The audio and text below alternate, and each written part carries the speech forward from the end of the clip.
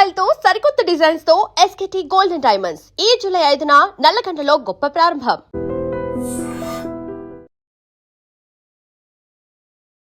నమస్కారం, welcome to I dream. ధర్మ మార్గం విత్ విజిత కార్యక్రమానికి స్వాగతం.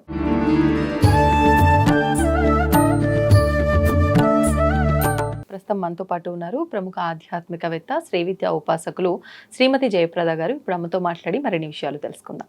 నమస్కారం అమ్మ. నమస్తే అమ్మ. శ్రీమాత్రే నమః. అమ్మ, చాలా వరకు కొన్ని కుటుంబాల్లో చూస్తూ ఉంటాం, ఎప్పుడు అనారోగ్య బారిన పడిపోతూ ఉంటారు. ఎప్పుడు చూసినా ఇంట్లో ఎవరికో ఒకరికి ఆరోగ్య సమస్యలు అనేది ఒకరికి తగ్గగానే ఇంకొకరికి ఇలా ఏంది ఇట్లా అవుతుంది అనిపిస్తూ ఉంటుంది. అయితే ఇంటి వాస్తు వల్ల కూడా, వాస్తు దోషం ఏమైనా ఉంటే ఇంట్లో ఇలా ఆరోగ్య సమస్యలు వస్తాయేమో అని అనిపిస్తూ ఉంటుంది. నిజంగా వాస్తు దోషాలు ఏమైనా ఉంటే ఆరోగ్య సమస్యలు వచ్చే అవకాశం ఉంటుందా?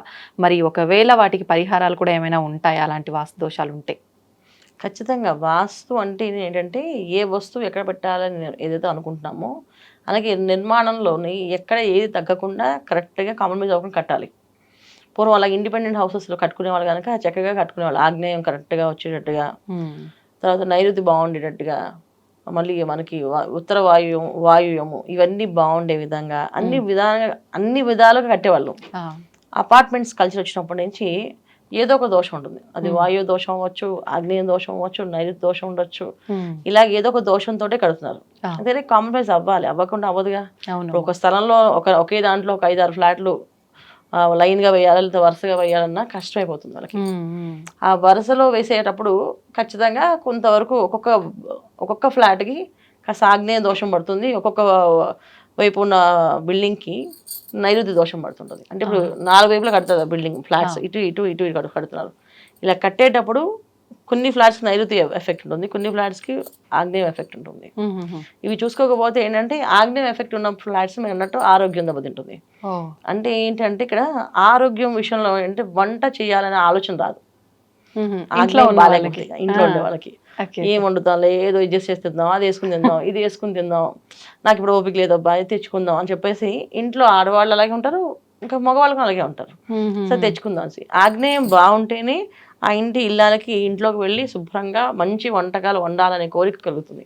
వాస్తుని బట్టి కూడా వంట చేయాలా వద్దా అనేది డిసైడ్ అవుతుంది. అంటే ఆ స్థానంలో ఉండి చేయాలి అంటే మనకి ఆ ఎనర్జీ ఫార్మేట్ అవ్వాలి కదా. మనం ఏదైతే ప్రతికూల శక్తి అనుకుంటున్నామో, పాజిటివ్ అండ్ నెగిటివ్ ఎనర్జీస్ అనుకుంటున్నామో, ఈ పాజిటివ్ ఎనర్జీ రావాలంటే ఆగ్నేయం కరెక్ట్గా ఉంటే ఇంటి ఇళ్ళకి ఆగ్నేయంలో నించుంటే మనసు ప్రశాంతంగా అనిపిస్తుంది, నచ్చిన వంటలని చేస్తుంది. ఆగ్నేయం బాలేదంటే అక్కడికి వెళ్ళి చిట్లు ఆడుతుంటుంది, ఓపిక లేదంటుంది, అసహనం కోల్పోయి ఉంటుంది, వచ్చేస్తుంది, ఏదో రైస్ పడేసాను, పచ్చళ్ళు తెచ్చుకోండి, కూరలు తెచ్చుకోండి అని చెప్తారు. దీంతో సగం ఆరోగ్యం పాడైపోతుంది. ఇప్పుడు బయట ఆహారం తింటే మనం ఖచ్చితంగా ఆరోగ్యం పాడైపోతుంది. 90% ఇప్పుడున్న జనరేషన్ అందరూ బయట తింటున్నారు. అవునమ్మా. ఒకటి ఇంట్లో టేస్ట్ లేదనో, లేదా ఇంట్లో చేసేవాళ్ళు లేదనో, లేదా ఎవరు చేసుకునే తింటారు ఓపిక లేదనో, ఈ రీజన్స్ ఏదైనా రీజన్ అవ్వాలంటే మొత్తానికి మనం బయట చూస్తే అన్ని ఫుల్గా ఉంటాయి. హోటల్స్ కానీ ఆఖరికి చిన్న బళ్ళు కొన్నా ఫుల్ ఉంటున్నాయి. ఏ బిజినెస్ ఏమో కానీ ఫుడ్ బిజినెస్ పెడితే అయిపోతుందని చెప్పి ఆలోచన కూడా అందరికి పాపం వస్తుంది. కాకపోతే ఆగ్నేయంలో ఇది ఒకటే ఆరోగ్యం ఉండే కాదు, ఆరోగ్యం బాగాలేకపోతే ఆర్థికంగా ఇబ్బంది పడతాం. ఇప్పుడు ఏంటంటే ఆగ్నేయంలో ఏదైనా బాగాలేదు అనుకోండి, ఒక వస్తువు కానీ పెట్టే విధానం కానీ అక్కడ మార్పు అనేది చేసామనుకోండి, ఆగ్నేయం బాగుంటుంది. ఫ్లాట్లు మనం మార్చలేం కానీ ఆగ్నేయ దశను మార్చుకోవచ్చు. అయితే అనారోగ్య సమస్య ఒకటి, ఆర్థిక సమస్య ఒకటి. ఆగ్నేయం బాగాలేకపోతే చాలా మంది ఏంటంటే ఆరోగ్యం ఒకటి అనుకుంటారు, ఆర్థిక పరంగా కూడా చాలా సమస్యలు ఉంటాయి. అధికంగా డబ్బు ఎక్కువ వచ్చేది ఆగ్నేయం బాలేని వాళ్ళకి. అంటే సంపాదన ఉన్నప్పటికీ ఖర్చులు ఎక్కువ ఉంటుంది. ఎంత సంపాదిస్తున్నా నిలబడదు. ఆ నిలబడిపోవడం కారణం కూడా ఆగ్నేయ దోషమే. Okay okay. సో కానీ చాలా మంది ఏంటంటే ఆ వంటింట్లో ఏముంటుంది దోషం, వంటిల్లు బాగానే కట్టారు, కిచెన్ బాగానే ఉంది, ప్లాట్ఫామ్ బాగానే ఉంది, అవి బాగానే ఉంది అనుకుంటారు. కానీ చాలా వరకు దోషాలు అక్కడే ఎక్కువగా 90% ఇప్పుడు దాకా మనం చూసిన అన్ని అపార్ట్మెంట్లో నైరుతి ఆగ్నేయం ఈ రెండు ఇబ్బంది ఉంది. నైరుతి వైపు ఎందుకు ప్రాబ్లం ఉందంటే నైరుతి బెడ్రూమ్లో వాష్రూమ్స్ ఆగ్నేయం ప్లేస్లో పెట్టేస్తుంటారు. Okay okay. అక్కడ ధనం అనేది ఇప్పుడు ఎప్పుడైతే ఆగ్నేయం దశలో ఆ బాత్రూమ్ పెట్టారో ఫ్లష్ కొడుతూ కూడా నీళ్ళు వెళ్ళిపోతున్న కొద్దీ డబ్బులు వెళ్ళిపోతుంటుంది అనమాట. అది ఎక్కువ ఇవి మెయిన్ ప్రాబ్లమ్స్. దీనివల్ల ఆర్థికంగా ఇబ్బంది పడతాం. సో వాస్తు మనం చూసుకోవాలంటే ఖచ్చితంగా చూసుకోవాలి.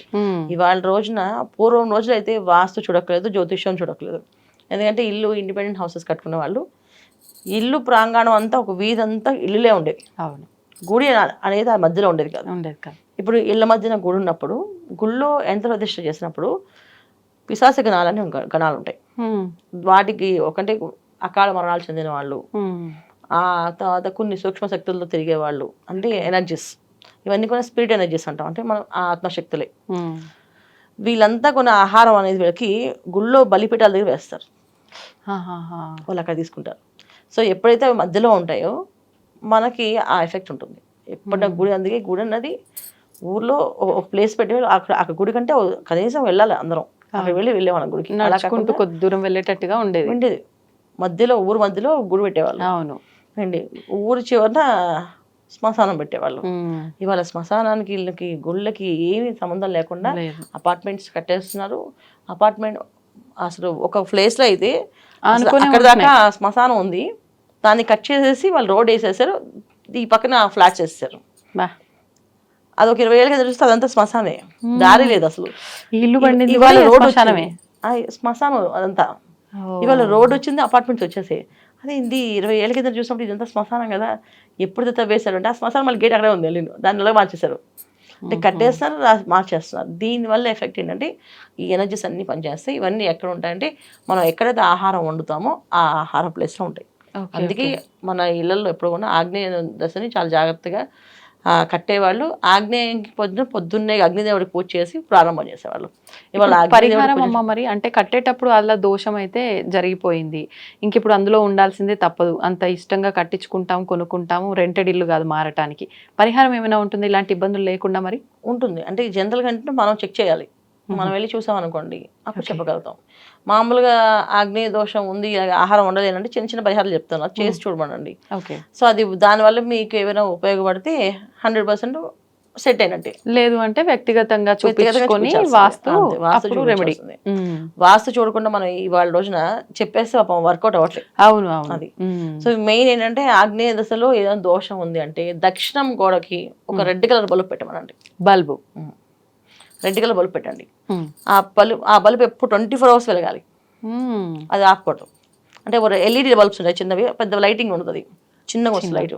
ఆ రెడ్ లైట్ దక్షిణం గోడకు పెడితే వాళ్ళ ఆగ్నేయంలో ఏదైనా దోషం ఉంటే ఆ దోషం కాస్త నివృత్తి అవుతుంది. ఆ రెడ్ బల్బ్ పెట్టేస్తే.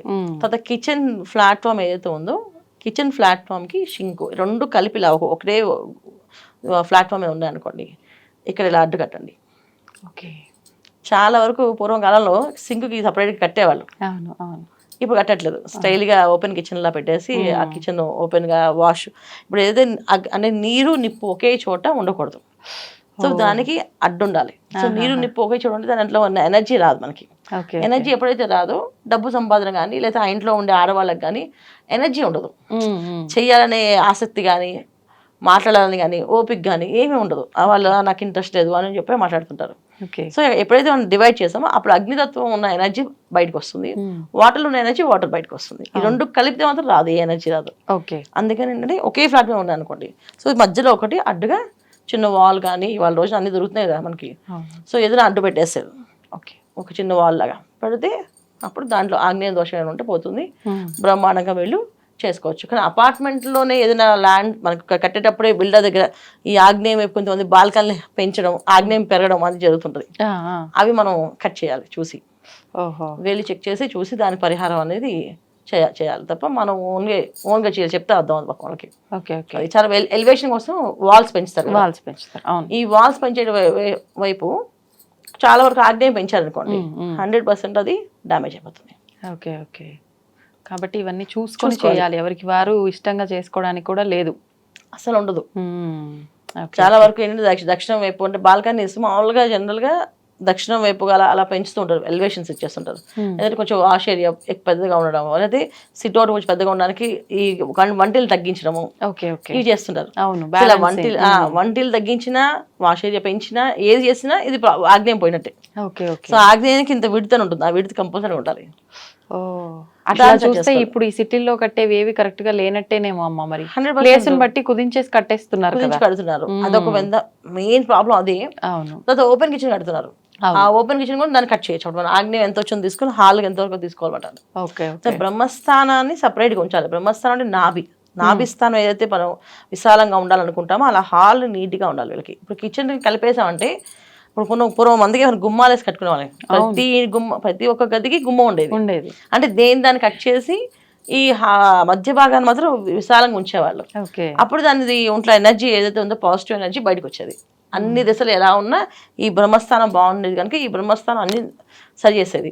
ఇవాళ అన్ని లేవు కనుక మనం అన్ని చెక్ చేసుకోవాల్సిందే. అట్లా ఇవన్నీ చూసుకోవాలి.